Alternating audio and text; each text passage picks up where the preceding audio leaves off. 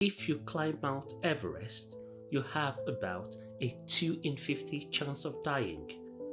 That doesn't sound huge until you realize this. If 2 out of every 50 people who have boarded a plane died, no one would ever fly again. So, why do thousands of people still climb a mountain deadlier than many serious diseases? And what actually kills them up there? Today, we are going to answer 3 questions. What are your odds of dying on Everest? What actually kills you up there? And why, knowing all this, do people still pay up to $100,000 to reach the summit? Let's dive in.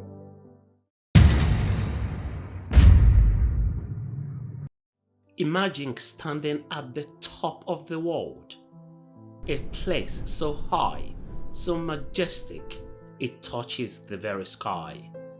For many, it's the ultimate dream, the pinnacle of human endurance. This is Mount Everest, the highest mountain on Earth. It is located between the Chinese and Nepalese border. Its name alone evokes images of beauty and legendary achievements. But beneath that awe-inspiring facade lies a truth far darker. A reality that makes Everest not just a mountain, but a graveyard. Since climbing records began, over 20,000 people have attempted Mount Everest.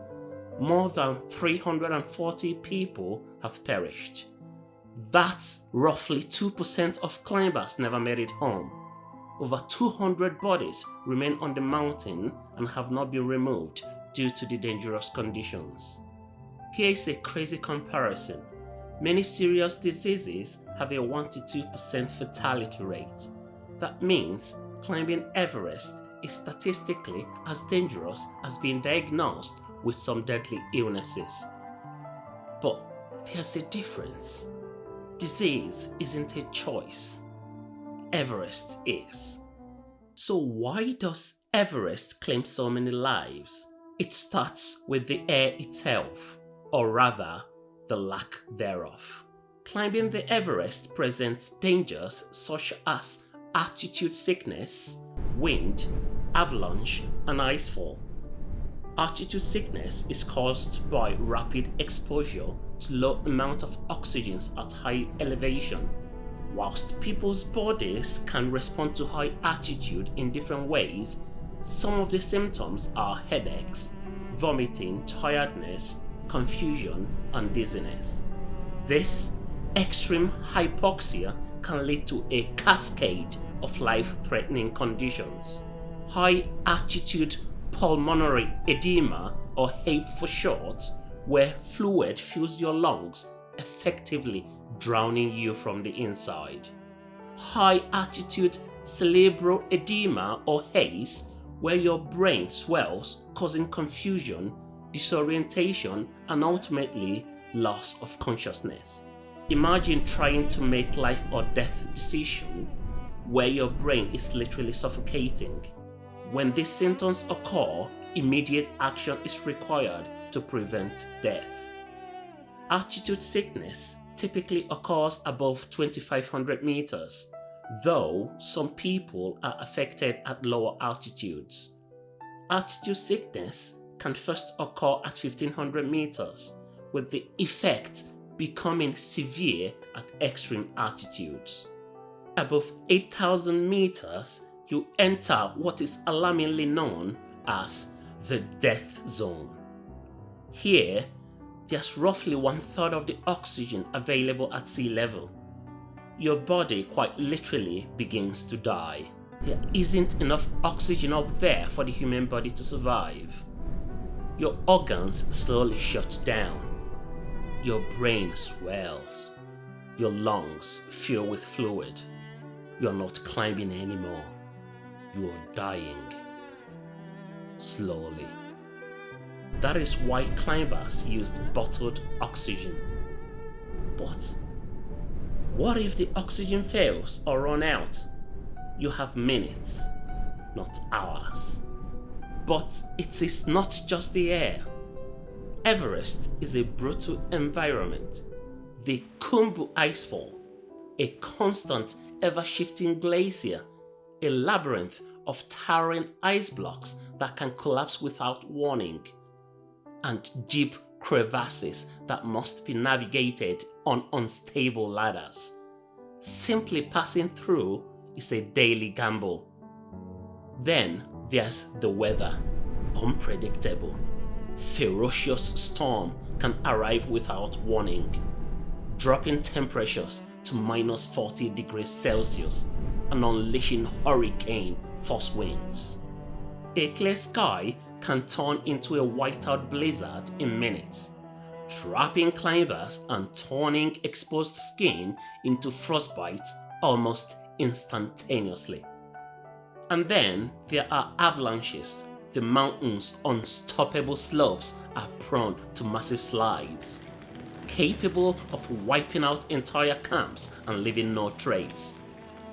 People just don't die from lack of oxygen.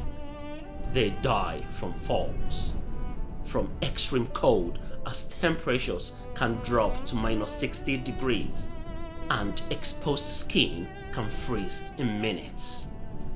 Exhaustion is another silent killer. Many climbers underestimate how hard it is to climb Everest, and during the climb they sit down to rest and literally never stand up again. In recent years, another deadly factor has emerged: traffic jams. Yes, traffic jams. Do you ever rage over traffic jam whilst you are in a hurry driving to work? On Mount Everest, you have no choice. Everest has become, for better or worse, a tourist attraction, and with more people come more problems. Imagine being in the death zone, exhausted, freezing, and running low on oxygen, only to be stuck in a queue. Narrow passages like the Hillary Step became bottlenecks, forcing climbers to wait for hours, exposed to the elements, burning precious oxygen and energy. This can lead to critical delays, forcing climbers to descend into the dark, or worse, to make desperate, fatal decisions. And then there's the unspoken, disturbing reality of Everest: the moral compromises. In the death zone, rescue is often impossible. To save one person could jeopardize the lives of an entire team. The cost of a rescue operation, both financially and in human effort, is astronomical. This leads to the agonizing choice to leave the dying behind. You'll hear stories of climbers stepping over bodies knowing that to stop, to help, means almost certain death for themselves. It is a brutal testament to the mountain's power, forcing even the most compassionate individuals to prioritize their own survival. These bodies, often frozen solid, become permanent fixtures, macabre signposts on the path of the summit. So, with all this danger, with the astronomical costs, a climb can cost at least $60,000. Why do people still flock to Everest? For many, it is the ultimate test, a chance to push the boundaries of human endurance. It is the prestige, the glory, the personal challenge, the breathtaking views, and the sheer audacity of conquering the highest point on Earth. But at what cost? Is the thrill of standing on top of the world worth the 2% chance of not coming back? Is it worth becoming another statistic? Another frozen body on a path to a dream? But Everest doesn't care. It does not know your name, and it does not forgive mistakes. Mount Everest is a monument to both human aspiration and human fragility. It is a place that demands respect, not just for its beauty, but for its deadly indifference. It reminds us that while we can reach for the stars, there are some places on Earth where nature still holds absolute dominion. Before you ever consider attempting such a feat, ask yourself, are you prepared for the true costs of Everest?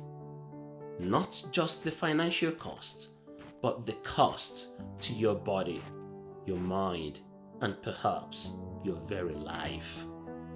Is it up to you to decide? What do you think? Would you ever attempt to climb Everest?